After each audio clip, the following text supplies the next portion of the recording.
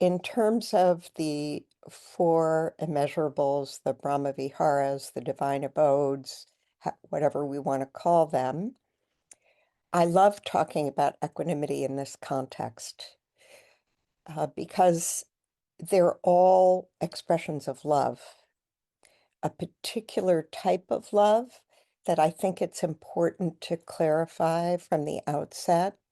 The first of the four immeasurables is loving kindness or metta. And it's different from how we often use the word love colloquially. This is a love that isn't warm and fuzzy for the ego. And that's the kind of love we're often seeking.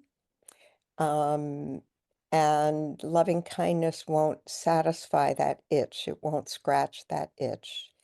It's an unconditional friendliness that is supportive of all of life. And I think of it as really the connective tissue that is holding everything together, a kind of love that we can lean into, but it's the kind of love that doesn't love you because you're special, or you wrote a book, or you have a podcast, or any of, on and on. So that's loving kindness. And then the second, when loving kindness meets suffering, it becomes compassion, um, karuna. It becomes a motivation to relieve suffering. It's a very natural response of the heart. It's found in all kind of biological systems that have a social element, which is many, many, many animals besides us demonstrate compassion. It's really necessary when we live in a social system to care about the suffering of other people. That's what helps us all survive. We couldn't survive without it. The third one, sympathetic joy.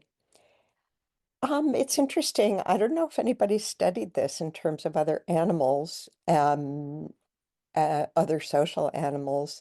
But when this kind of love, this unconditional friendliness, meets the success, the well-being, the flourishing of others, it becomes sympathetic joy. It's really an expression of generosity in many ways. It's a generous side of love that can celebrate the well-being of others and not feel threatened by it or jealous of it. And finally, the last one, equanimity. I did an interview with Sharon Salzberg last week, and she said, when I first encountered the four immeasurables, equanimity didn't feel like it fit with the others because they're kind of warm and juicy and loving, and equanimity seems kind of cool and, you know, more distant, and I couldn't figure out how it connected to the first three. And of course, she does now very well. But I would say that when this kind of love, this unconditional friendliness and goodwill meets vulnerability, when it meets certain aspects of reality, it becomes equanimity. So rather than detach, rather than collapse, rather than defend ourselves when we encounter the limits of our control, when we really come face to face with the poignancy of what it means to be a human being, when we stay open-hearted in the face of that, that's equanimity.